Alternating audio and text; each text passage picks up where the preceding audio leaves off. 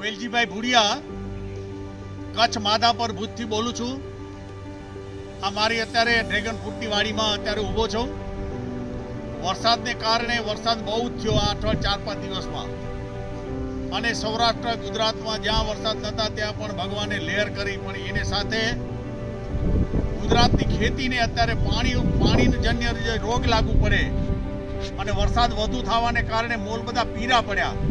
મગફળી છે, કપાસ છે, વગેરે વગેરે જે પાકોને અત્યારે એની પીળાશ દેખાણી, કેમ કે માથે સૂર્ય નથી દેખાતા, એટલે સૂર્યનારાયણ દર્શન નથી થતા. એના કારણે અત્યારે મોલને એમ ફેંકો લાગે. આપણે જોઈ તો ખેડૂતોના બધા વિષયોમાં એના ફોન આવી રહ્યા છે, ત્યારે હું એમને વિનંતી કરું કે 15 લીટરનો પંપ હોય આપણો, એની અંદર તમારે હું તમને એક બતાવું, એક નવી દવા સારામાં સારી કામ કરશે.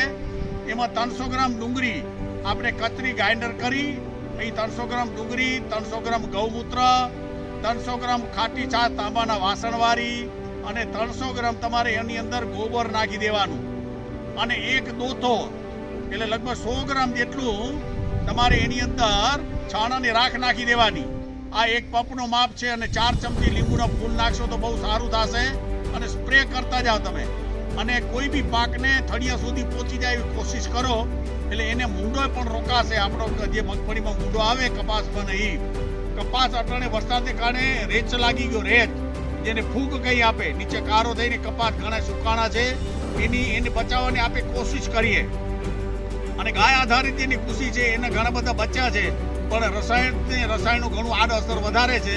હું એટલું જ કહું કે ખેડૂત મિત્રો, હવે આ ગાય આધારિત, દેશી ગાય આધારિત કૃષિની આખી એક ચેનલ ઉપર આપ બધા આવી જાઓ. આ મારું એક નવું સંશોધન છે, સારામાં સારું રિઝલ્ટ મળશે. તમારા કપાસ હોય, મગફળી હોય, સોયાબીન હોય, કોઈ બી ચીજ હોય, દાડમ સહિત તમને બધી વાત છાંટવાની છૂટી.